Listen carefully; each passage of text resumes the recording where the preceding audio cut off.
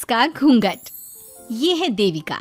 देविका पढ़ी लिखी और मॉडर्न लड़की है, लेकिन उसकी शादी ऐसे परिवार में हुई है जो गांव में रहता है। भले ही ये 21वीं सदी है, लेकिन देविका के ससुराल वालों की सोच वो तो 18वीं सदी से आगे बढ़ी ही नहीं।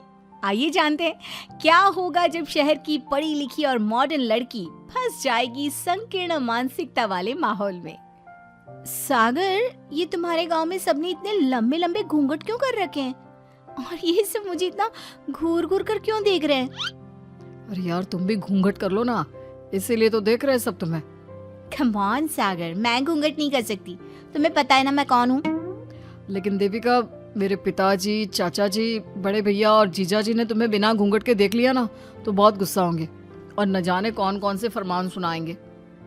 घर चलो, देखा जाएगा जो होगा। सागर देविका से कई बार कहता है कि वो घूंघट कर ले, लेकिन देविका सागर की नहीं सुनती और अपने ससुराल के दरवाजे पर पहुंच जाती है। जब देविका वहां पहुंचती है तो देखती है कि उसकी सास बिमला, चाची सास कम्मो और जेठानी सुजाता ने लंबा सा घूंघट कर रखा था, पर उनकी ननद वीना ने घूंघट नहीं किया हुआ था। लेकिन हाँ, उसने सर पर सलीकी के साथ दुपट्टा जरूर ओढ़ा हुआ था। सागर अपनी पत्नी को सबसे मिलवा रहा होता है, तभी सागर के पिता जोगिंदर बोलते हैं, सागर, तूने बहू को इस घर के तौर तरीके नहीं समझा। हमारे घर की औरतें बिना घूंघट के किसी पर आए मर्द के सामने नहीं आती और तू इसे ऐसे ही ले आया। पिताजी, मैं समझा दूंगा। वो नई नई शहर से आई है ना, इसलिए उसे पता नहीं है। सागर की बात सुनकर उसके चाचा जी महेंद्र बोलते हैं, ये बात तो तुझे गांव में कदम रखते ही अपनी बीवी को समझानी चाहिए थी। हमारा गांव में बहुत नाम है। तेरी बीवी ऐसे गांव भर में घूमेगी तो क्या इज्जत रह जाएगी हमारी। ये बोलकर जोगिंदर और महेंद्र वहां से चले जाते हैं। शाम को घर की सारी औरतें खाने की तैयारी करती है। खाना तैयार हो जाता है, लेकिन घर की कोई भी औरत खाना नहीं खाती। बहुत रात हो जाती है, तब देविका कहती है, सासू माँ, खाना बने हुए तो देर हो गई, रात भी बहुत हो गई है, हम लोग खाना क्यों नहीं खा रहे हैं? अरे बहू, ये क्या बोल रही हो? हमारे यहाँ घर की औरतें तब तक खाना नहीं खाती जब तक घर के मर्द खाना ना खा ले। लेकिन इतनी देर हो गई, आप सबको भूख नहीं लग रही क्या? तभी देविका की जेठानी सुजाता कहती है, लग तो रही है, लेकिन यहाँ की यही रीत है, ये निभानी तो पड़ेगी ना। भाभी जी, ये रीत नहीं है, औरतों को प्रताड़ित करने का एक तरीका है। अगर इस घर के आदमी पूरी रात नहीं आए तो पूरी रात खाना नहीं खाओगी क्या? देविका ये बोलकर सीधा सागर के पास जाती है। सागर उसे समझाता है, देविका, यहाँ ऐसा ही होता है, तुम थोड़ा सब्र कर लो, पिताजी और चाचा जी आते ही होंगे, फिर हम सब खाना खाएंगे। सागर देविका को समझा ही रहा था, तभी देविका की ननद वीना आकर कहती है, सागर, खाना खाने आ जाओ, पिताजी और चाचा जी आ गए हैं। चलो देविका, तुम्हारा इंतजार खत्म हुआ। सागर खाने के लिए बैठ जाता है। जब सब खाना खाने बैठते हैं तो देविका भी बैठ जाती है। सागर धीरे से उसे कहता है, अरे देविका, ये क्या कर रही हो? तुम इस तरह हमारे साथ खाना नहीं खा सकती। मगर क्यों सागर, मुझे भूख लगी है, सब लोग खा रहे हैं तो मैं क्यों नहीं खा सकती? ये हमारे घर का नियम है, पहले घर के आदमी खाते हैं और बाद में औरतें। लेकिन सागर, हमारे घर में तो ऐसा कोई नियम नहीं है। देविका और सागर में बहस छिड़ जाती है। तब सागर का बड़ा भाई कहता है, सागर, तेरी बीवी को एक बार में समझ में नहीं आता क्या कि इस घर की औरतें मर्दों के खाना खाने के बाद ही खाना खा सकती है? भैया, मैं देविका को यही समझा रहा था। मुझे तो लग रहा है कि इसके दिमाग में कोई बात ही नहीं बैठती एक बार में। भैया, मेरे दिमाग में बात तब बैठेगी ना जब आपकी बात कोई ढंग की होगी। अरे आखिर क्यों घर की औरतों को आप लोगों की बात खाना मिलेगा? हाँ, अब से पहले घर की किसी औरत ने घर की किसी मर्द से इस लहजे में बात नहीं की थी, इसलिए वो सब देविका की बात सुनकर हैरान रह गए। तभी सागर की जीजा और वीना के पति कल्याण जी कहते हैं, ये क्या है सागर, इस घर की दीवारों को औरतों की इतनी ऊंची आवाज सुनने की आदत नहीं है। अपनी बीवी को बोल जरा होश से काम ले और चुपचाप चली जाए। क्यों चली जाऊं मैं चुपचाप? इस घर की औरतें आपकी हर बात बर्दाश्त कर लेंगी, लेकिन मैं शहर की पढ़ी लिखी लड़की हूँ। आपके कोई भी फालतू के रीति रिवाज मैं नहीं बर्दाश्त करने वाली। इस तरह देविका ने सारे घर की औरतों के लिए मिसाल पैदा कर दी। जोगिंदर के घर में पहली बार किसी महिला ने विरोध का स्वर उठाया है, ये बात घर के किसी मर्द को बर्दाश्त नहीं हो रही है। तभी जोगिंदर कहता है, महेंद्र, मोहन, इस बेशर्म लड़की को कमरे में बंद कर दो और आज इसे कोई खाना नहीं देगा। अगर किसी ने इसे खाना दिया तो मैं उसे जिंदा नहीं छोड़ूंगा। महेंद्र और मोहन उसे कमरे में बंद कर देते हैं और उसे खाना भी नहीं देते। रात के 3 बज जाते हैं। भूख की वजह से देविका को नींद भी नहीं आती। तभी उसे कुछ महसूस होता है। ऐसा लग रहा है कोई दरवाजा खोल रहा है, लेकिन इतनी रात को कौन हो सकता है? कहीं सागर तो नहीं? देविका उम्मीद भरी नजरों से दरवाजे की तरफ देखती है, लेकिन दरवाजा खोलने वाला सागर नहीं बल्कि विमला और कम्मो है। माँ जी, चाची जी, आप दोनों? बहू, ये ले, हम तेरे लिए खाना लाए हैं, खा ले। और ये बात ना तो किसी को बताना मत कि हमने तुझे खाना दिया है, नहीं तो हमारे मर्द मार मार कर हमारा बुरा हाल कर देंगे। माँ जी, आप यहाँ इतना घुट घुट कर क्यों रहती हो? देविका, अब तू भी इस घर की बहू है, तू भी हमारी तरह रहना सीख ले। इस घर के कायदे कानून अपना ले। इस घर के मर्द तो कभी बदलने वाले हैं नहीं बहू, तो तू ही बदल ले अपने आप को। माँ जी, बदलाव अच्छे के लिए हो तो हमें बदलना चाहिए। बेकार और बेतुकी बातों का तो विरोध करना चाहिए। दोनों ने देविका को समझाने की कोशिश की, लेकिन देविका ने उल्टा उन्हें ही समझा दिया। इसी तरह एक दिन देविका किसी बात पर जोर जोर से हंस रही थी। तभी देविका की सास विमला ने उसे टोकते हुए कहा, अरे बहू, तू इतनी जोर जोर से क्यों हंस रही है? हमारे घर की औरत इतनी जोर जोर से नहीं हंसती।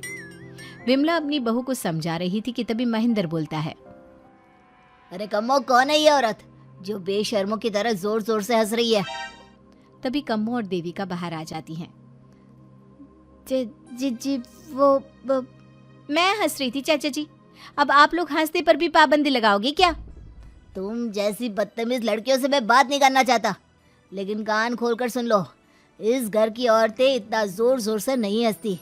और हाँ, तुम्हें पहले ही बता चुके हैं कि इस घर की दीवारों को औरतों की तेज आवाज सुनने की आदत नहीं है। इस घर की दीवारों को आदमियों की ऊंची आवाज सुनने की आदत है, लेकिन औरतों की नहीं।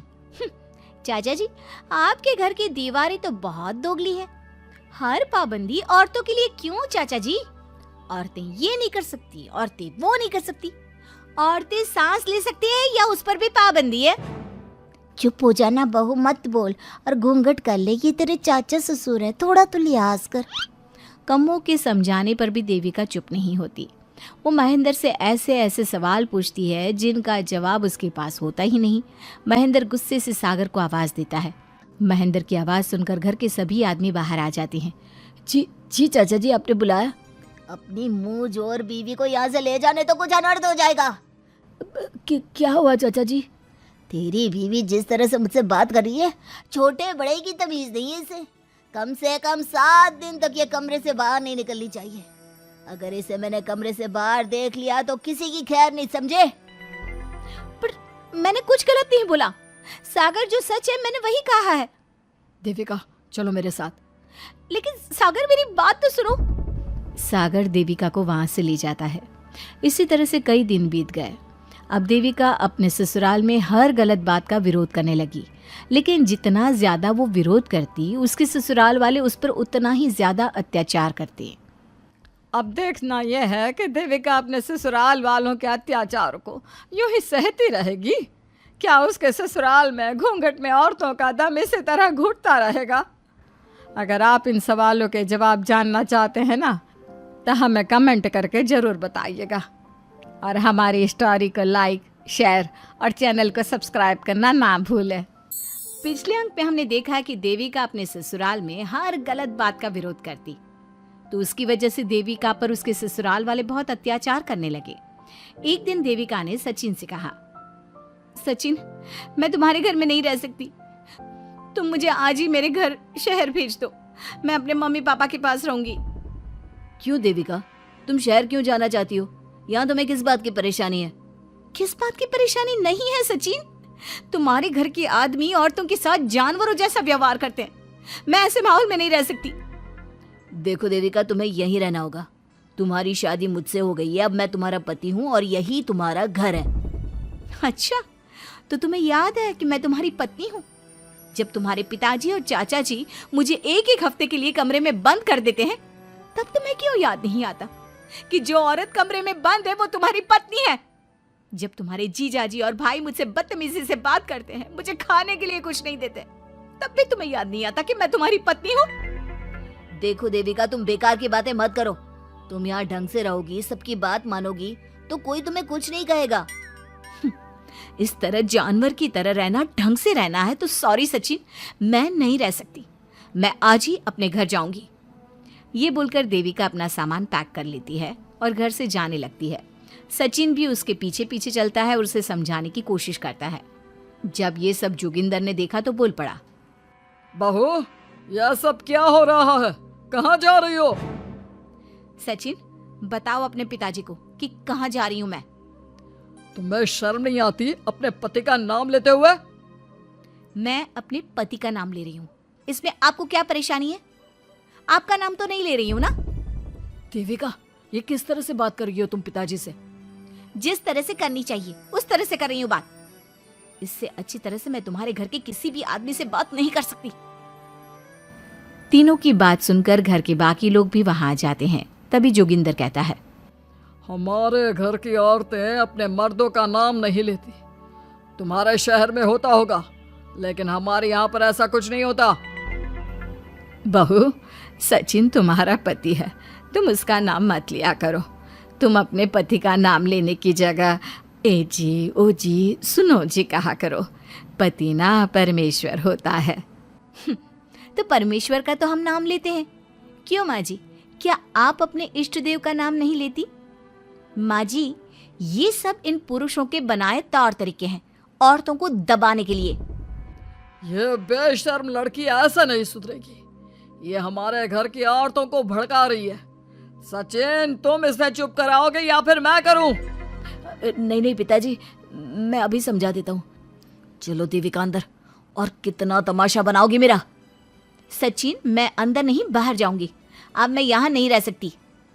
देविका की बात सुनकर महेंद्र कहता है, भाई साहब, ये लड़की इस घर से और गांव से बाहर ना जानी चाहिए, नहीं तो हमारे घर और गांव की औरतें भी ऐसी ही हरकतें करेंगी।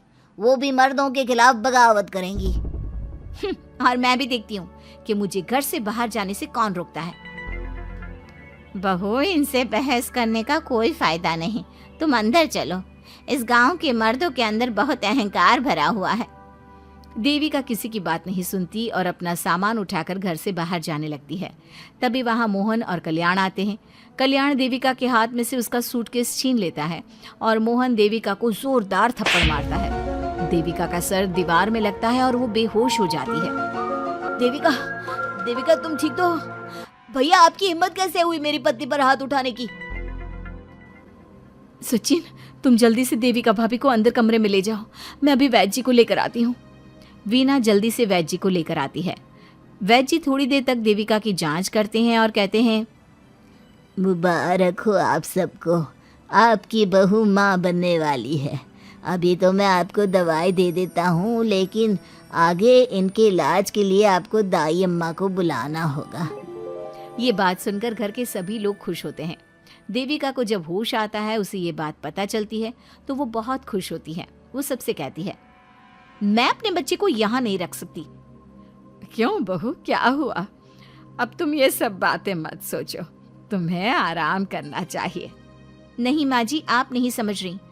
अगर मेरा बेटा हुआ तो इस घर के मर्दों की तरह अहंकारी और औरतों पर जुल्म करने वाला बनेगा, और अगर मेरी बेटी हुई तो वो जानवरों की तरह जुल्म सहने वाली बनेगी, और दोनों ही अनपढ़ रहेंगी। देविका की बात सुनकर घर की सभी औरतों को पहली बार एहसास हुआ कि वो किस अंधकार वाले समाज में जी रही हैं। लेकिन फिर भी घर की सारी औरतें उसे ही समझाती हैं। बहू देखो, तुम्हारी बात सही है, लेकिन तुम इस हालत में सफर नहीं कर सकती। हाँ बहू, तुम यहीं रहो, अपना और अपने बच्चे का ख्याल रखो। देखो ना देविका भाभी, हमें बिल्कुल भी पढ़ना लिखना नहीं आता, अपना नाम भी नहीं लिख पाते, तो आप मुझे थोड़ा पढ़ा दीजिए ना। देविका, तुम्हारी बातें सुनकर पहली बार हमें एहसास हुआ है कि कैसे माहौल में हम जी रहे हैं। तुमने हमारे अंदर उम्मीद की नई रोशनी पैदा की है। यहाँ से मत जाओ तुम। देविका ने घर की औरतों की बात सुनी तो उसका दिल पसीज गया। उसने गांव में ही रहने का फैसला लिया। वो अपने घर की औरतों को रोज पढ़ाती, उन्हें अपने अधिकारों के बारे में, देश के बारे में बताती। इसी तरह कई दिन बीत गए और एक दिन सुजाता ने सचिन से कहा, सचिन, देविका की तबीयत ठीक नहीं, तुम जल्दी जाकर दाई अम्मा को बुला लाओ ना। भाभी, दाई अम्मा क्या कर लेंगी? आप किसी डॉक्टर को बुला लो, मेरी तबीयत ठीक नहीं है। देविका, गांव के लोग डॉक्टर पर भरोसा नहीं करते। दाई अम्मा बरसों से ये काम कर रही है, वो तुम्हें ठीक कर देगी। सचिन, तुम्हारे घर वाले अनपढ़ हैं, तुम तो पढ़े लिखे हो ना, देख नहीं रहे मेरी हालत क्या हो रही है। तभी तो बोल रहा हूँ, समय बर्बाद मत करो, मैं अभी आता हूँ। सचिन दाई अम्मा को बुलाकर ले आता है। दाई अम्मा घरेलू नुस्खों से देविका का इलाज तो कर देती है। कुछ समय के लिए उसकी हालत भी स्थिर हो जाती है, लेकिन वो पूरी तरह से ठीक नहीं होती। फिर देविका सचिन से कहती है, सचिन, मुझे समझ में नहीं आ रहा तुम मुझे डॉक्टर के पास क्यों नहीं ले जा रहे। मैं माँ बनने वाली हूँ और मुझे ये भी नहीं पता कि मेरा हेमोग्लोबिन कितना है।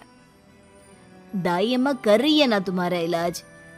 लेकिन दाई अम्मा को कुछ समझ में नहीं आ रहा कि मेरे साथ क्या हो रहा है। अगर देखो तुम मुझे नहीं लेकर गए ना तो मैं खुद ही चली जाऊंगी। अगले दिन देविका की तबीयत दोबारा बिगड़ जाती है और दाई अम्मा के किसी भी नुस्खे से वो ठीक नहीं हो रही थी। देविका ने सारी हिम्मत जुटाई और वो अकेली ही डॉक्टर के पास जाने लगी। उसे देखकर मोहन कहता है, बहू, इस हालत में कहाँ जा रही हो? आप लोगों के भरोसे रही ना तो आप लोग मुझे मार ही डालोगे। डॉक्टर के पास जा रही हूँ मैं। बहू, तेरा दिमाग तो ठिकाने पर है। हमारे घर की औरतें मर्दों से इलाज नहीं कराती। हे भगवान, इन जाहिल लोगों को मैं कैसे समझाऊं? डॉक्टर औरतें भी होती हैं। बहू, तो हमें पागल मत बना। हमने तो कभी कोई महिला डॉक्टर नहीं देखी। तू झूठ बोलकर निकलना चाहती है ना? इस गांव की सरहद से आप लोग कभी बाहर नहीं गए ना, इसलिए आप लोगों को नहीं पता कि महिलाएं डॉक्टर के अलावा क्या क्या है। ए लड़की, तुझसे तमीज से बात कर रहे हैं तो तू ज्यादा हवा में मत उड़। बोला ना एक बार, चल अंदर जा। चाचा जी, मैं अंदर नहीं जाऊंगी, डॉक्टर के पास जाऊंगी। मेरा इलाज सिर्फ डॉक्टर ही कर सकता है। ये बोलकर देविका घर से निकल रही थी कि तभी जोगिंदर ने उसे कमरे में ले जाकर बेड पर जोर से धक्का दे दिया, जिसकी वजह से देविका के पेट में चोट लग गई और वो दर्द की वजह से जोर जोर से चिल्लाने लगी। ये देखकर घर की सारी औरतें देविका को संभालने लगी। देविका, हिम्मत रखो, सब ठीक हो जाएगा। देविका भाभी, आप ठीक हो ना? माँ, कुछ करिए ना, भाभी की तबीयत बहुत खराब हो रही है। लेकिन मैं क्या कर सकती हूँ? भाभी, कुछ तो करो, कहीं बहू को कुछ हो ना जाए। उधर जोगिंदर मेन गेट पर बड़ा सा ताला लगा देता है और कहता है, आज के बाद इस घर से कोई भी औरत बाहर नहीं निकलेगी। देविका का बच्चा भी इसी घर में होगा, ये जिंदा रहे या मर जाए। जोगिंदर की बात सुनकर सभी औरतें बाहर आती हैं। जब विमला को इस बात का एहसास हो जाता है कि जोगिंदर देविका को डॉक्टर के पास किसी कीमत पर नहीं जाने देगा, तब विमला पहली बार अपना घूंघट उठाकर तेज आवाज में कहती है, मैं भी देखती हूँ देविका को डॉक्टर के पास जाने से कौन रोकता है। आज देविका डॉक्टर के पास जाकर रहेगी। देविका की सास का घूंघट आखिरकार उतर ही गया। घर के आदमियों ने पहली बार विमला का ये रूप देखा था और उसकी तेज आवाज पहली बार सुनी थी। क्या विमला अपनी बहू की जान बचा पाएगी या जोगिंदर अपनी पत्नी की आवाज भी दबा देगा? ये जानने के लिए हमारे अगले एपिसोड का इंतजार कीजिए और हमें कमेंट में ये भी बताइए कि घर की औरतों को आगे क्या कदम उठाना चाहिए। देविका की हालत बहुत नाजुक है, लेकिन घर के आदमी उसे डॉक्टर के पास नहीं जाने दे रहे और जोगिंदर ने घर के मेन गेट पर बहुत बड़ा ताला लगा दिया है। लेकिन देविका की सास विमला पहली बार घूंघट उठाकर समाज के बनाए नियम का उल्लंघन करती है और देविका की जान बचाने की कोशिश में जुट जाती है। मैं भी देखती हूँ मेरी बहू को डॉक्टर के पास जाने से कौन रोकता है। देखो सचिन के बापू, दरवाजे की चाबी दे दो मुझे। तुम्हारा दिमाग ठिकाने पर है? पहले सर पर पल्लू रखो और अंदर जाओ। आज तक मैंने आपका हर गलत फैसला सर झुकाकर स्वीकार कर लिया, लेकिन आज मैं आपकी एक बात नहीं सुनूंगी। मुझे मेरी बहू की किसी भी कीमत पर जान बचानी है। मुझे चाबी दे दीजिए। पिताजी, माँ ठीक बोल रही है, चाबी दे दीजिए ना, नहीं तो देविका नहीं बचेगी। देविका मरती है तो मर जाए, लेकिन यह दरवाज़ा नहीं खुलेगा। तुम सारी औरतों को इस देविका नाम की बीमारी ने पागल कर दिया है, और इस बीमारी का अच्छी तरह से इलाज करना आता है मुझे। वीना बेटी, सुजाता बहू, जाओ अंदर से देविका को लेकर आओ। विमला ये बोलकर अपने पति के हाथ से चाबी छीन लेती है। तभी महेंद्र विमला का हाथ पकड़कर चाबी विमला से छीन लेता है। भाभी, घर के मर्दों से टक्कर लेकर आप अच्छा नहीं कर रही हो, ये इस घर के संस्कार नहीं है। महेंद्र की बात सुनकर कम्मू अपने पति के हाथ से चाबी छीनकर कहती है, इस घर के संस्कार क्या है हम अच्छी तरह से जान गए हैं। आज इस घर का दरवाज़ा खुलकर रहेगा और देविका डॉक्टर के पास जाकर रहेगी। भाभी, ये लो दरवाज़ा खोलो। विमला ताला खोल देती है। तभी वीना और सुजाता देविका को लेकर आ जाती हैं। घर की सारी औरतें देविका को लेकर घर से जा रही होती है कि तभी सुजाता का पति मोहन उससे कहता है, सुजाता, तुम देविका को लेकर इस घर से निकल तो रही हो, लेकिन याद रखना, अगर तुमने एक कदम भी बाहर निकाला तो वापस इस घर में मत आना। मैं देविका के साथ अस्पताल भी जाऊंगी और वापस इस घर में भी आऊंगी। देखते हूँ कौन रोकता है मुझे। देखता हूँ कैसे इस घर के अंदर कदम रखती हो और कौन तुम्हारी मदद करता है। कानून मेरी मदद करेगा और कारट के दरवाजे हर नागरिक के लिए खुले हैं। मोहन को अपनी पत्नी से इस तरह बात करता देख कल्याण वीना से कहता है, वीना, तुमने देविका का साथ देकर अच्छा नहीं किया। अगर तुम अभी भी इसके साथ गई तो अपना और मेरा रिश्ता खत्म समझना। मुझे कोई फर्क नहीं पड़ता। तुमने आज तक किया ही क्या है मेरे लिए। तुम खुद घर जमाई बनकर मेरे घर में रह रहे हो। कभी 100 रुपये की साड़ी दिलाई है मुझे। मेरे आने से पहले मेरा घर छोड़कर निकल जाना, समझे। ये बोलकर वीना और घर की सभी औरतें देविका को अपने साथ अस्पताल ले जाती है। वहाँ जाने के बाद डॉक्टर जल्दी से देविका का चेकअप करता है। चेकअप करने के बाद वो गुस्से से कहता है, ये क्या किया है तुमने? क्या हुआ डॉक्टर साहब? आपकी बहू की इतनी ज़्यादा हालत ख़राब है और उन्हें चोट भी लगी है, फिर भी आपने उन्हें हॉस्पिटल लाने में इतना लेट कर दिया। आपको 3 दिन पहले ही इन्हें हॉस्पिटल में एडमिट करवाना चाहिए था। हमसे गलती हो गई डॉक्टर साहब, लेकिन आप जल्दी कुछ करिए। हमारी बहू और उसके बच्चे को बचा लीजिए। देखिए, अभी कुछ भी कह पाना मुश्किल है। हम माँ और बच्चे में से किसी एक को ही बचा सकते हैं। आप सोच लो किसे बचाना है। डॉक्टर साहब, आप देविका को बचाइए, उससे कुछ नहीं होना चाहिए। देखिए, हमें देविका का ऑपरेशन करना पड़ेगा। आप इनके पति को बुलाइए, हमें कुछ पेपर पर साइन करवाने हैं। डॉक्टर की बात सुनकर सभी औरतें सोच में पड़ जाती हैं। तभी वीना कहती है, डॉक्टर साहब, इनके पति नहीं आ सकते। ये इनकी सास है विमला देवी, आप इनसे साइन करवा लीजिए। लेकिन पेशेंट की हालत इतनी नाजुक है, इनके पति है कहाँ? वो अपने आदमी होने का धर्म निभा रहा है। पति धर्म के बारे में उसे कुछ नहीं पता। डॉक्टर साहब, वो नहीं आएगा। क्या क्या करना है आप मुझे बताइए। थोड़ी देर बाद डॉक्टर देविका का ऑपरेशन शुरू कर देते हैं।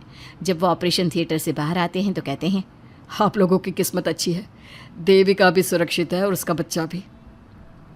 डॉक्टर, बेटा हुआ है या बेटी? बेटा हुआ है। सब लोग बहुत खुश होते हैं। कुछ दिन तक देविका उसी हॉस्पिटल में रहती है और उसके ससुराल की औरतों ने उसका बहुत ध्यान भी रखा। अब देविका कुछ हद तक ठीक हो गई। डॉक्टर ने देविका को घर जाने की इजाज़त दे दी, लेकिन सभी सोच में पड़ गए। हम भाभी को घर ले तो जाएं, लेकिन माँ, आपको घर का माहौल पता है ना। देविका भाभी अभी पूरी तरह से ठीक नहीं हुई। भाभी वहाँ आराम नहीं कर पाएंगी और पता नहीं घर के सारे आदमी हमारे साथ क्या करेंगे। माँ, क्या हम डॉक्टर से बात करके देविका को थोड़े दिन और यहाँ नहीं रख सकते? जब वो पूरी तरह से ठीक हो जाएगी तो उसे यहाँ से ले जाएंगे। ये बात सुनकर विमला सोच में पड़ जाती है। तभी कम्मो कहती है, तुम दोनों ठीक कह रही हो, मैं अभी डॉक्टर से बात कर लेती हूँ।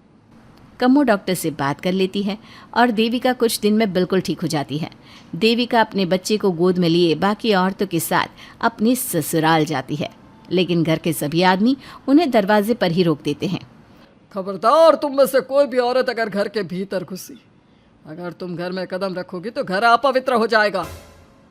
घर हमारे कदम रखने से अपवित्र नहीं होगा, बल्कि आपकी गंदी सोच की वजह से घर क्या, अरे पूरा समाज अपवित्र हो रहा है।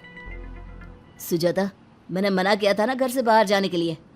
अब एक काम कर, जैसे यहाँ आई है वैसे ही यहाँ से सीधा अपने मायके लौट जा। क्यों जी, क्यों चली जाऊँ मैं अपने मायके? मैं जब तक चाहूँ यहाँ रह सकती हूँ। अगर आपने मुझे इस घर में आने से रोका तो मैं आपकी पुलिस में शिकायत कर दूँगी। वीना, इन सब की तरह तुम्हारा भी दिमाग खराब हो गया है। अब मैं तुम्हें बिल्कुल बर्दाश्त नहीं करूँगा। तुम्हें ऐसी सज़ा दूंगा कि तुम याद रखोगी। सज़ा बाद में देना, पहले मेरे घर से बाहर निकलो। खुद पूरी ज़िंदगी में एक घर नहीं खरीद पाए और मुझे सबक सिखाने की बात बोल रहे हो। देखो वीना, तुम इस घर की बेटी ज़रूर हो, लेकिन कल्याण इस घर में ही रहेगा। उसने बहुत कुछ किया है इस घर के लिए, लेकिन तुम अब यहाँ नहीं रह सकती। क्यों नहीं रह सकती? इस घर पर मेरा उतना ही हक है जितना सचिन का। देश के कानून ने मुझे ये हक दिया है। अगर मैं चाहूँ तो कोर्ट का सहारा लेकर इस जायदाद का आधा हिस्सा ले सकती हूँ। और हाँ कल्याण, तुमसे तलाक भी ले सकती हूँ। वीना, देविका के साथ रह रहकर तुम्हारा दिमाग भी खराब हो गया है। और कम्मो, मैंने तुमसे कितना मना किया, घर से बाहर मत जाओ, देविका की मदद मत करो, लेकिन तुमने मेरी एक नहीं सुनी। अब तुम इस घर से और मेरी ज़िंदगी से चली जाओ। ये कदम उठाकर तुमने बिल्कुल अच्छा नहीं किया। ये कदम तो मुझे उस समय उठाना चाहिए था जब मैं माँ बनने वाली थी। आपके झूठे अहंकार और गलत नियमों की वजह से मैंने अपने 2 बच्चे खो दिए। अगर उस समय मैं दाई अम्मा से इलाज ना कराती और हॉस्पिटल चली जाती तो सचिन के बराबर मेरे भी 2 बेटे होते। सभी पति इस बात पर अड़े हुए थे कि वो अपनी अपनी पत्नियों को घर के अंदर नहीं आने देंगे। देविका बहुत देर तक सबकी बातें सुनती रही। फिर उसने अपने पति से कहा, सचिन, तुम्हारे घर के आदमियों की बात तो मैंने सुन ली। अब तुम बताओ, तुम्हारा क्या फैसला है? देविका, मुझे माफ़ कर दो। मैं तुम्हारे लिए कुछ नहीं कर सकता। मैं मजबूर हूँ। मुझे पता था सचिन, तुम्हारा यही जवाब होगा। मुझे अपने आप पर हैरानी है कि मैंने बिना रीढ़ की हड्डी वाले आदमी से प्यार ही क्यों किया, शादी क्यों की। अब मैं आप सबसे बस आखिरी बार पूछ रही हूँ, तुम हमें अंदर आने दे रहे हो या नहीं, या मैं पुलिस को फ़ोन करूँ? देविका, आज तक हमारे गांव में पुलिस ने कभी कदम नहीं रखा और तू हमारे घर के दरवाजे पर पुलिस को लेकर आएगी? तेरी हिम्मत कैसे हुई ये बात करने की? आज तक इन औरतों ने घर से बाहर कदम नहीं निकाला था और 2-4 दिन में तूने इन सबको इनके अधिकार भी याद करा दिए। अब तो तुम बिल्कुल इस घर में नहीं आ सकते। घर की औरतें घर के बाहर खड़ी थी और घर के आदमी घर के दरवाजे पर। उनकी लड़ाई देखकर पूरा गांव इकट्ठा हो गया। देविका को अस्पताल पहुंचाकर घर की औरतों ने काम तो अच्छा किया। इस काम से देविका और उसके बच्चे की जान भी बच गई। लेकिन इनकी जान बचाने की कीमत घर की औरतों को कैसे चुकानी होगी, इसके लिए आपको आने वाला एपिसोड देखना होगा। और हमारे प्यारे दर्शकों, हमें कमेंट करके ज़रूर बताइए कि देविका के साथ बाकी औरतों को क्या करना चाहिए। क्या उन्हें घर के अंदर जाने के लिए संघर्ष करना चाहिए या फिर वो घर छोड़कर चले जाना चाहिए? अब तक हमने देखा कि देविका के ससुराल के आदमी औरतों को घर के अंदर नहीं आने दे रहे हैं। देविका उन्हें पुलिस में जाने की धमकी देती है, जिससे पूरे गांव में अफरा तफरी मच जाती है। तभी गांव का एक आदमी सरपंच को बुलाकर ले आता है। सरपंच उनके घर के बाहर का नज़ारा देखकर कहते हैं, जोगिंदर जी, ये आपके घर की औरतों ने कैसा हंगामा मचा रखा है। आपका घर तो संस्कारों की मिसाल था, लेकिन ये मैं क्या देख रहा हूँ, आपके घर की किसी औरत ने घूंघट नहीं कर रखा। सरपंच जी, हमारे घर की औरतों को इस देविका ने बहकाया है। हमने पहले ही इन सबको चेतावनी दी थी कि अगर ये घर से बाहर गई तो हम इन्हें घर में नहीं आने देंगे। अब ये देविका हमें धमकी दे रही है कि पुलिस को बुलाएगी। क्या पुलिस? इस गांव का बरसों पुराना इतिहास रहा है। इस गांव में कभी पुलिस नहीं आई। गांव के सभी फैसले हमने मिलजुल कर किए हैं। जोगिंदर, तुम्हारे घर का फैसला पंचायत करेगी। सरपंच जी, आपने ठीक कहा। पंचायत दोनों तरफ की बातें सुने और जो भी फैसला पंचायत करेगी वो हमें मंजूर होगा। तो ठीक है, आज दोपहर को सभी गांव की चौपाल पर इकट्ठा होंगे और वहीं तुम्हारे घर का फैसला होगा। सरपंच वहां से चला जाता है। घर के आदमी घर के अंदर जाकर दरवाज़ा बंद कर लेते हैं और घर की औरतें वहीं घर के बाहर पेड़ के नीचे बैठ जाती हैं। तभी विमला कहती है, देविका बहू, तुम्हें भूख लगी होगी ना? नहीं माँ जी, मुझे भूख नहीं लगी, मैं ठीक हूँ। बहू, तेरा बच्चा छोटा है अभी, तुझे भूखा नहीं रहना चाहिए। वीना, सुजाता, जाओ पास में जो पंडित जी का बाग है ना, वहाँ से कुछ फल तोड़ लाओ। वीना और सुजाता पास के बगीचे से खूब सारे फल तोड़ कर ले आती हैं। सभी औरतें फल खाती हैं। तभी देविका कहती है, आप सब घर से बाहर निकली, घूंघट उतार दिया तो इन मर्दों की इज्जत चलेगी, लेकिन हम सब घर के बाहर भूखे प्यासे बैठे हैं। इस बात पर इन अहंकारी मर्दों को शर्म क्यों नहीं आ रही? हाँ देविका, तुम ठीक कह रही हो। अगर हम मर भी जाए ना, तब भी इन मर्दों के लिए इनके बनाए गए नियम कानून ही अहम रहेंगे, हम नहीं। सुजाता भाभी, मुझे तो सबसे ज़्यादा सचिन पर गुस्सा आ रहा है। उसने मुझसे लव मैरिज की थी, क्या क्या वादे किए थे कि मेरा साथ कभी नहीं छोड़ेगा, और आज उसने मेरा साथ छोड़ दिया। अपने बच्चे को एक बार भी नहीं देखा उसने। देविका, वो शुरू से ही ना डरपोक रहा है, लेकिन इन सारी बातों को छोड़ो। मुझे तो इस बात की चिंता हो रही है कि पंचायत में न जाने क्या फैसला होगा। पता नहीं वो इंसाफ करेंगे भी या नहीं।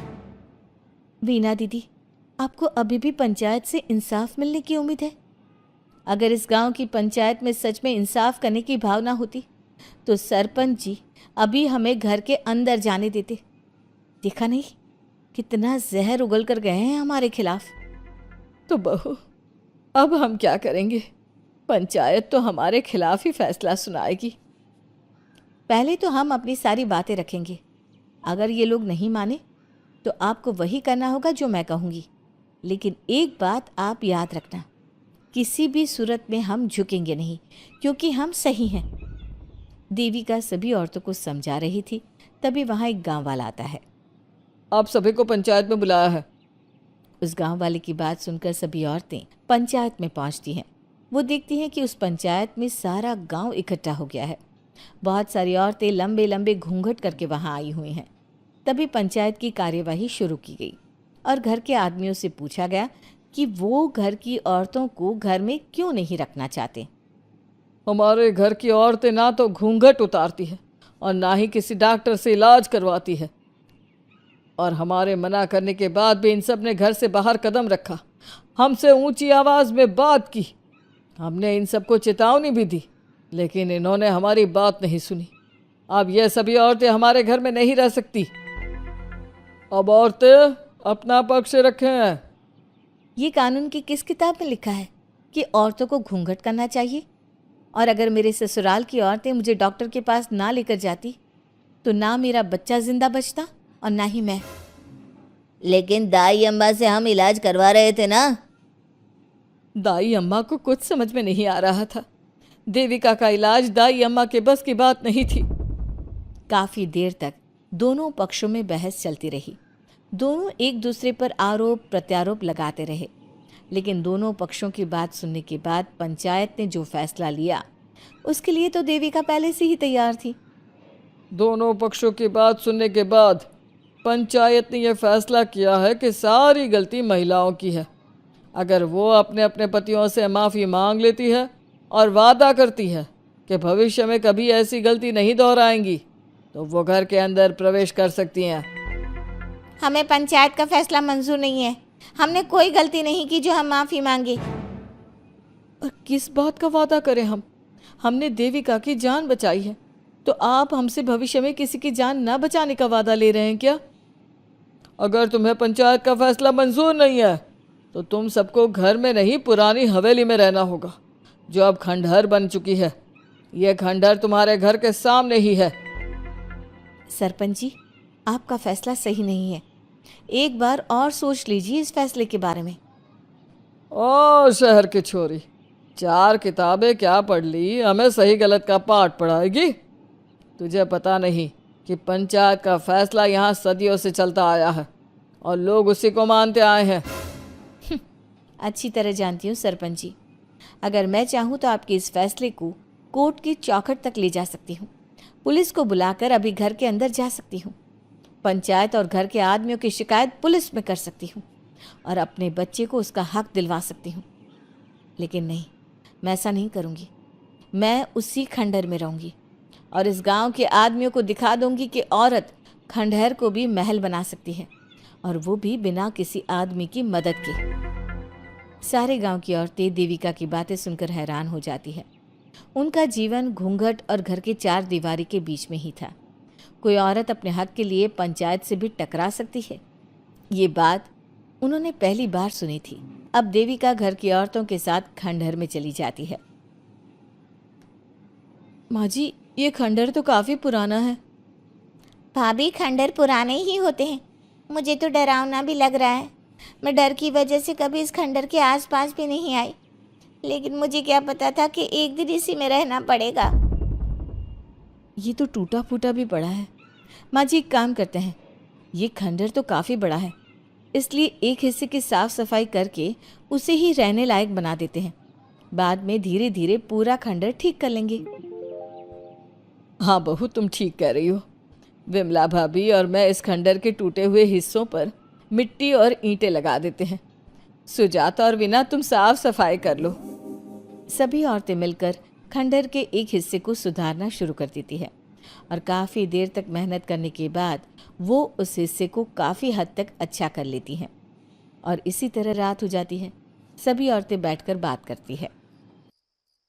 माँ, हमने इस खंडहर को घर तो बना दिया है, लेकिन ये घर चलेगा कैसे? हाँ माँ जी, मैं भी यही सोच रही हूँ। और हम सब तो बड़े हैं, गर्मी सर्दी भूख कुछ भी आसानी से बर्दाश्त कर सकते हैं, लेकिन देविका का बेटा बहुत छोटा है, उसे तो हमें अच्छी तरह से पालना होगा ना। मैं भी यही सोच रही हूँ कि आगे हमें क्या करना चाहिए। कम्मू और मैं मिलकर मिट्टी का चूल्हा और मिट्टी के बर्तन बना देते हैं। कुछ दिन के लिए खाने का इंतज़ाम भी हो जाएगा, क्योंकि यहाँ पर खेत और बाग बगीचे आसपास ही हैं, कहीं से कुछ भी ले सकते हैं। पहले आप मुझे ये बताइए कि आप सब लोगों को आता क्या है, मतलब कोई ऐसा काम जिसका आपको शौक हो, जो आपने बचपन से किया हो। बहू, तेरे दिमाग में चल क्या रहा है? माँ जी, बहुत कुछ चल रहा है, बस अब हमारा सारा ध्यान इस बात पर होना चाहिए कि हम अपने लिए अच्छे से अच्छा क्या काम कर सकते हैं। आप सब हिम्मत से और समझदारी से काम लो, फिर देखना हम इस खंडहर को भी महल बना देंगे। इसके लिए सबसे पहले हमें आत्मनिर्भर बनना होगा। देविका सभी को समझा रही थी, तभी उसका बेटा रोने लगा। उसने अपने बेटे को गोद में उठाया और उसे चुप कराने लगी। अब देविका के सामने सबसे बड़ी चुनौती थी कि वो किस तरह से ससुराल की औरतों को आत्मनिर्भर बनाए और किस तरह से अपना घर चलाए। हमारे प्यारे दर्शकों, अब आप बताइए, देविका और घर की सभी औरतों ने अपने पतियों से माफ़ी ना मांगकर सही किया या गलत? क्या उनका खंडहर में रहने का फैसला सही था? अब देविका को क्या कदम उठाना चाहिए, हमें कमेंट में ज़रूर बताना। हमारी कहानी को लाइक, शेयर और चैनल को सब्सक्राइब करना मत भूलना। हमने देखा कि पंचायत के फैसले के अनुसार घर की सारी औरतें खंडहर में रह रही है। अब देविका के सामने सबसे बड़ी चुनौती ये है कि घर की औरतों को आत्मनिर्भर कैसे बनाया जाए। देविका ये सब सोच ही रही थी कि तभी उसकी नज़र मिट्टी के बर्तनों पर गई। अरे, ये इतने सुंदर सुंदर मिट्टी के बर्तन किसने बनाए हैं? ये बर्तन तो माँ जी और चाची जी ने बनाए हैं। अरे वाह, इतने सुंदर बर्तन तो मैंने आज तक नहीं देखे। माँ जी, चाची जी, आपने ये कहाँ से सीखा? अरे बहू, ये तो हम बचपन से बनाते आ रहे हैं। ये स्टील, पीतल और कांच के बर्तन तो अब चले हैं, पहले तो मिट्टी के बर्तन में ही लोग खाना खाते थे। ठीक है, तो हम दोबारा से मिट्टी के बर्तनों में लोगों को खाना खाना सिखाएंगे। वीना दीदी और सुजाता भाभी, आप दोनों बताओ, आप दोनों को क्या क्या आता है? मुझे तो खाना अच्छा बनाना आता है, बस खाना बनाने के अलावा मैंने कभी कुछ किया ही नहीं। और वीना दीदी, आप बताओ, आपको क्या क्या आता है? पता नहीं, मैंने बचपन से यही सुना है कि लड़कियों को ये नहीं करना चाहिए, लड़कियों को वो नहीं करना चाहिए, इसलिए मैंने कभी कुछ किया ही नहीं। देविका, वीना को सिलाई, कढ़ाई और बुनाई बहुत अच्छी आती है। हाँ, आती तो है, लेकिन बहुत अच्छी नहीं। बहुत अच्छी भी आ जाएगी। अब देविका और बाकी सभी औरतें गांव में सबके घर जाती हैं और गांव की सभी औरतों से मिलकर कहती हैं, भाभी जी, अगर आपको अपने या अपने घर वालों के लिए कपड़े सिलवाने हो तो आप मुझसे ही सिलवाना। बहन जी, मिट्टी का चूल्हा, बर्तन या मटका बनवाना हो तो मुझसे ही बनवाना। मैं और विमला दीदी आपके घर के सारे बर्तन बना देंगे। भाभी आप कभी किसी काम में व्यस्त हो और खाना ना बना पाओ ना, तो आप मुझे बता देना, मैं आपके घर के लिए खाना बना दूंगी। वो क्या है ना, आप तो सारा दिन खेतों में काम करती हो और कभी कभी खाना भी नहीं बना पाती होंगी, इसलिए। इस तरह घर की औरतें जी जान से अपने अपने कामों में लग जाती है। धीरे धीरे उनका काम बढ़ जाता है और वो अपने खंडहर को ठीक करने में लग जाती हैं। वहीं दूसरी ओर घर के सारे आदमी घर का काम संभाल नहीं पा रहे थे। अरे भाई कल्याण, चाय तो पिला दे, ज़माना हो गया अच्छी चाय पिए हुए। आप भी ना घर के दामाद से क्या क्या काम करवाते हैं। अभी लाता हूँ चाय। कल्याण, तुम दामाद नहीं बेटे हो, इसलिए इस घर के सुख दुख, घर के काम और बाहर के कामों में तुम्हारा सहयोग तो होना ही चाहिए ना। इतने में कल्याण चाय बनाकर ले आता है। जैसे ही सचिन चाय पीता है तो उसके मुंह से चाय निकल जाती है। जीजा जी, ये क्या बनाया है, इतनी कड़वी चाय? इससे अच्छा तो करेले का जूस होता है। देख सचिन भाई, मैं तो ऐसी ही चाय बनाता हूँ, पीनी है तो पी, नहीं पीनी है तो अपने आप बना ले। मैं खाना बनाने जा रहा हूँ और अकेला नहीं बना सकता, आप में से कोई मेरी मदद करो। सचिन मेरी चाय की बुराई कर रहे थे ना, तुम जाओ अब खाना बनाओ। सचिन और मोहन दोनों खाना बनाने में लग जाते हैं। मोहन भिंडी काटकर कढ़ाई में छोड़ देता है और उसमें पानी डाल देता है। आपने भिंडी में पानी क्यों डाला? शायद पानी नहीं डलता, पता नहीं, लेकिन माँ ने कभी भिंडी में पानी नहीं डाला था। लेकिन बिना पानी के भिंडी बनेगी कैसे, मतलब गलेगी कैसे? बिना पानी के बनाएंगे तो चिपक नहीं जाएगी कढ़ाई से? पता नहीं, चलो देखते हैं कैसे बनती है भिंडी। भैया कितने दिन हो गए ना अच्छा खाना खाए हुए। खाना तो सुजाता बनाती है, इतना मज़ेदार खाना कोई और बना ही नहीं पाता। सचिन और मोहन खाना तैयार करके ले आए। सभी आदमी खाना खाने लगे। खाना बना तो बहुत बुरा था, लेकिन किसी ने बिना कुछ कहे खाना खा लिया। तभी जोगिंदर ने कहा, घर की हालत कितनी बुरी हो रही है, जगह जगह जाले लगे हैं। 2 दिन से तो किसी ने झाड़ू भी नहीं लगाई घर की। हाँ, और घर में गंदे कपड़ों के ढेर लगे हैं। मेरे पास तो ये आखिरी कुर्ता ही बचा है पहनने के लिए। कल्याण, मोहन, तुम किसी नौकर को रख लो ना। हमने 1-2 लोगों से बात की थी नौकर के लिए, लेकिन कोई घर में काम करने के लिए तैयार ही नहीं है। गांव के सभी लोग खेतों में ही मजदूरी कर रहे हैं।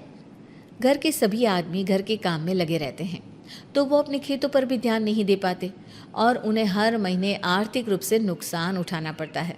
धीरे धीरे उनके घर की हालत खराब होने लगती है। एक दिन कल्याण सबसे कहता है, घर को तो औरत ही संभाल सकती है, हमारे बस का नहीं है घर संभालना। हमें किसी तरह से उस सब को वापस इस घर में लाना ही होगा। अरे कल्याण बेटा, पंचायत का फैसला था कि औरतें हमसे माफ़ी मांगे, लेकिन उन्होंने माफ़ी नहीं मांगी। अब हम उन्हें बुलाने गए तो उल्टा हमें ही अपनी अपनी पत्नियों से माफ़ी मांगनी पड़ेगी। हमें कोई ऐसा रास्ता निकालना होगा कि वो मजबूर हो जाए हमारे पास आने के लिए।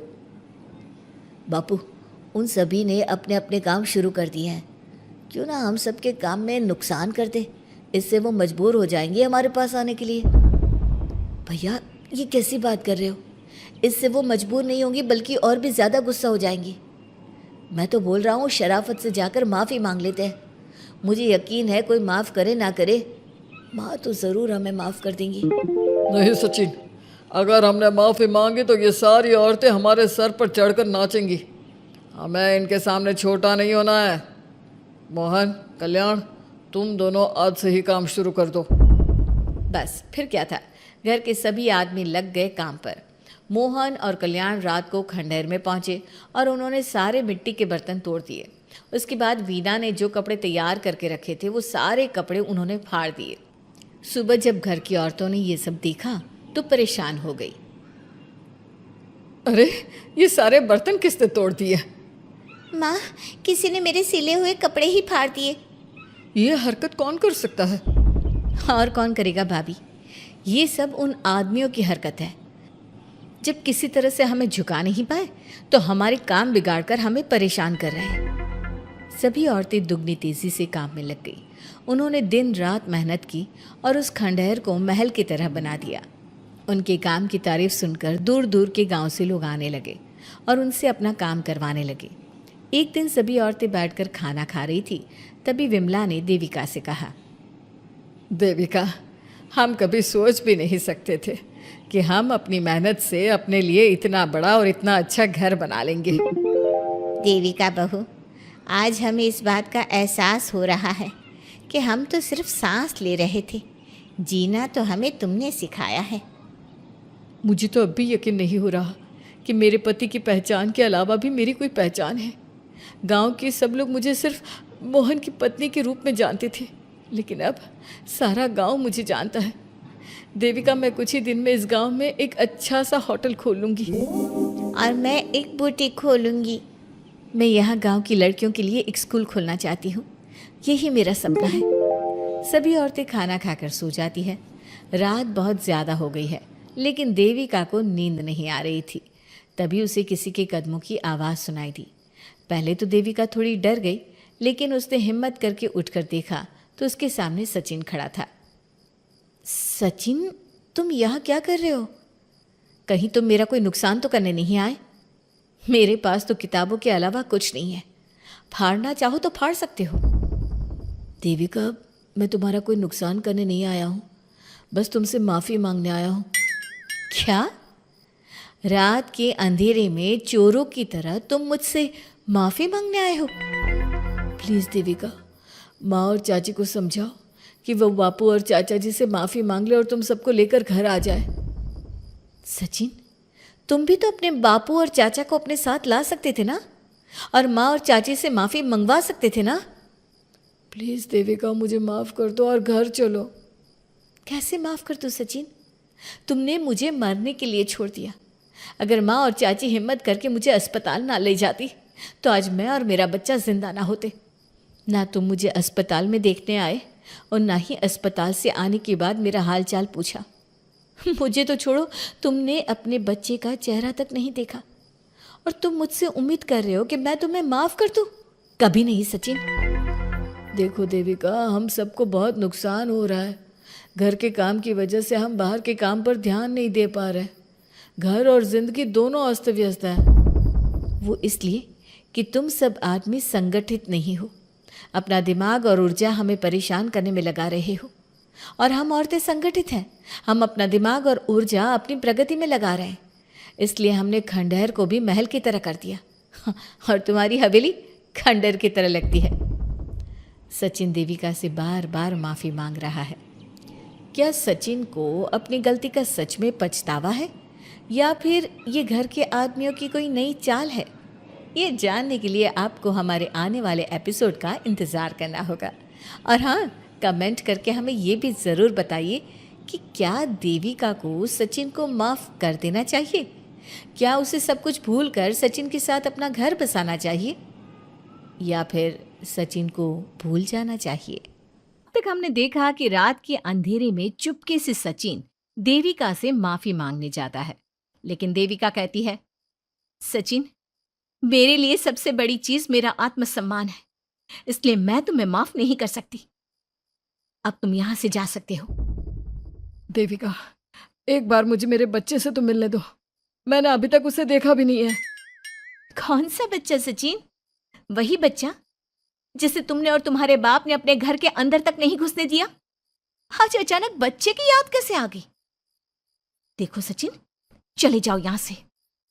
मेरे बच्चे के सामने और मेरे सामने फिर कभी मत आना।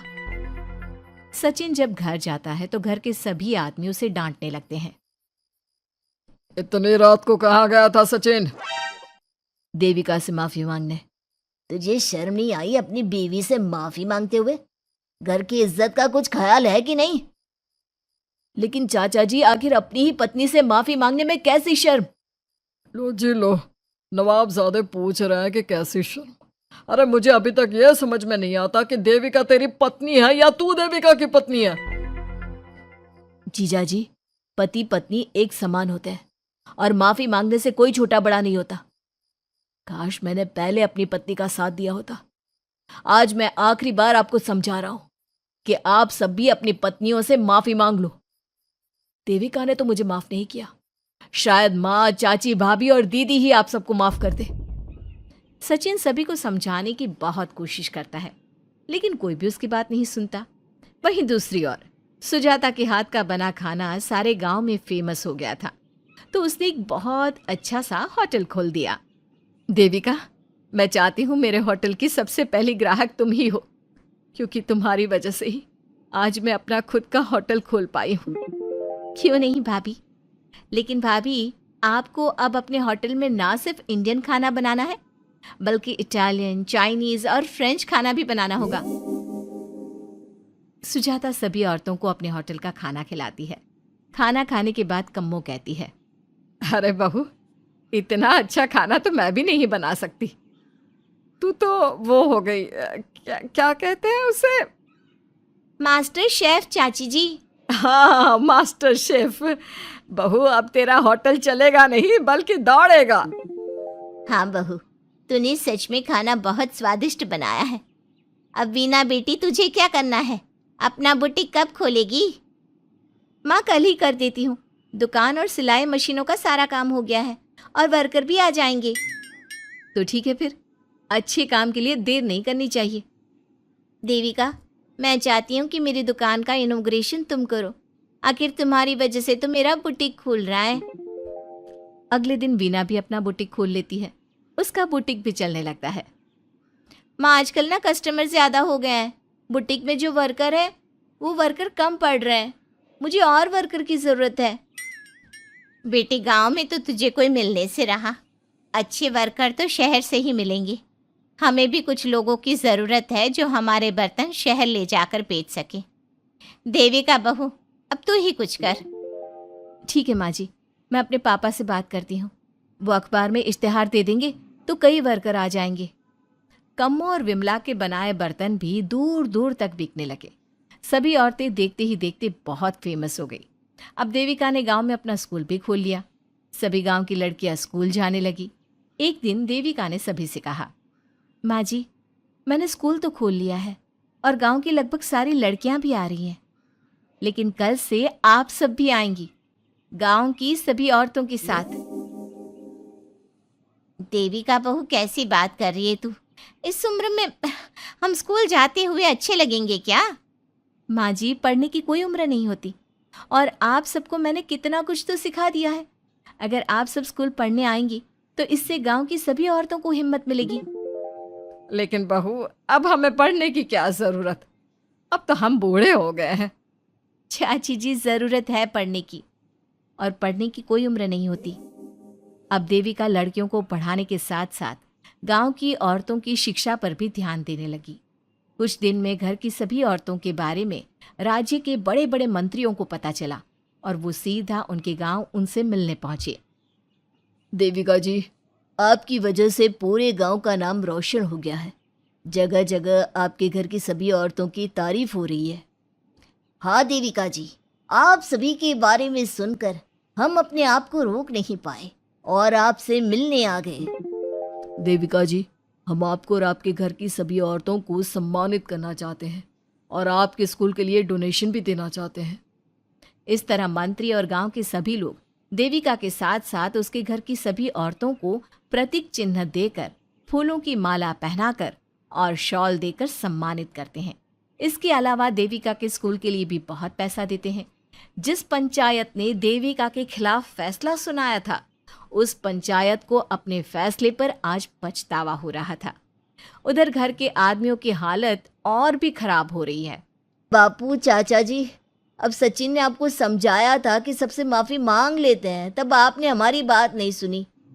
अब देखिए, सभी का राज्य में कितना नाम हो रहा है। खुद मंत्री जी उनको सम्मानित करने आए हैं। बापू, मोहन और सचिन ठीक कह रहे हैं। हमारी हालत तो दिन पे दिन खराब होती जा रही है। ना तो हम घर का कोई काम कर पा रहे हैं और ना ही बाहर का। तुम लोग जरूरी बात सबसे आखिर में बताते हो। ये बात तुम लोग पहले भी तो बता सकते थे। भैया, हमें सबसे माफी मांगनी चाहिए और सबको यहाँ बुला कर लाना चाहिए। ठीक है, तुम सब यही चाहते हो तो चलो, आज ही घर की सभी औरतों को घर ले आते हैं। घर के सभी आदमी चल देते हैं सभी औरतों से माफी मांगने के लिए। जैसे ही वो औरतों के पास पहुंचते हैं, सभी हैरान हो जाती हैं। कम्मो, ये सब यहाँ क्यों आए हैं? पता नहीं, लगता है आज फिर झगड़ा करने आए हैं हमसे। अगर आज कल्याण ने मुझे कुछ बोला तो इसे छोड़ूंगी नहीं मैं भी नहीं छोड़ूंगी मोहन जी को। ना इनका भरता बनाया तो मेरा नाम भी सुजाता नहीं। शांत रहो आप सब, देखने तो दो क्या कहते हैं। सभी आदमी अपनी अपनी पत्नियों से माफी मांगते हुए कहते हैं, कम्मो, मुझे माफ कर दो, मैं तुम्हें घर ले जाने आया हूँ। तुम्हारे बिना घर बहुत सुना लगता है विमला, घर चलो। सुजाता, मैंने जो भी तुम्हारे साथ किया उसके लिए मैं बहुत शर्मिंदा हूँ। मुझे तुम्हारी और तुम्हारे हाथ के बने खाने की बहुत याद आती है। तुम मेरे साथ घर चलोगी ना? वीना, वो घर मेरा नहीं तुम्हारा है और मैं नहीं चाहता कि तुम मेरी वजह से अपना घर छोड़ दो। इसलिए अपने घर चलो और हम सबको माफ कर दो। अपने पतियों की इस तरह माफी मांगने से सभी औरतें अपने पतियों को माफ करके उनके साथ जाने को तैयार हो जाती हैं। लेकिन देविका घर आने से मना कर देती है। सभी औरतें उसे समझाती है। देविका बहू, अब घर जाने में क्या दिक्कत है? मांग तो ली सबने माफी। देख तो सचिन भी कितना शर्मिंदा है। हाँ बहू, हमारी लड़ाई तो यही थी कि ये हमसे माफ़ी मांग कर इज्जत के साथ घर ले जाए। अब घर चलने से तेरी शादी बच सकती है। चाची जी, मैं पहले भी बता चुकी हूँ, अब दोबारा से फिर कह रही हूँ, मेरे लिए शादी से बड़ा है आत्मसम्मान। आप लोगों की शादी आपकी मर्जी से नहीं हुई है, लेकिन मेरी शादी मेरी मर्जी से हुई है। इसलिए शायद आप लोगों को फ़र्क नहीं पड़ता कि आपके पति ने आपके साथ क्या किया, पर मुझे इस बात से बहुत फ़र्क पड़ता है कि मेरे पति ने मुझे अपने बराबर नहीं समझा और इसलिए मैं उसे माफ़ नहीं कर सकती। देविका, मैं अपने बर्ताव के लिए बहुत शर्मिंदा हूँ। तो जिंदगी भर शर्मिंदा रहना। और हाँ, आप सब इनके साथ जाना चाहती हैं तो जाइए, लेकिन मेरी एक बात हमेशा याद रखिएगा, शादी सिर्फ एक रस्म होती है। इस रस्म में पति और पत्नी बराबर के हिस्सेदार होते हैं, ना कोई छोटा होता है और ना कोई बड़ा। इसलिए यदि आपका पति आपको सम्मान दे तो बदले में उसे सम्मान दो, नहीं तो वो जैसा करे आप भी वैसा ही करो। देविका सचिन के साथ नहीं जाती है और अपने बेटे के साथ वहीं रहने का फैसला करती है। अब वो न सिर्फ अपने गांव बल्कि हर जगह जाकर महिला शिक्षा और उनके अधिकारों का प्रचार करती है। हमारे प्यारे दर्शकों, हमें कमेंट करके ज़रूर बताएं कि देविका का ये फैसला आपको कैसा लगा और हमारी कहानी सास का घूंघट आपको कैसी लगी। इसी तरह की मज़ेदार कहानी सुनने के लिए हमारे चैनल को सब्सक्राइब ज़रूर करें।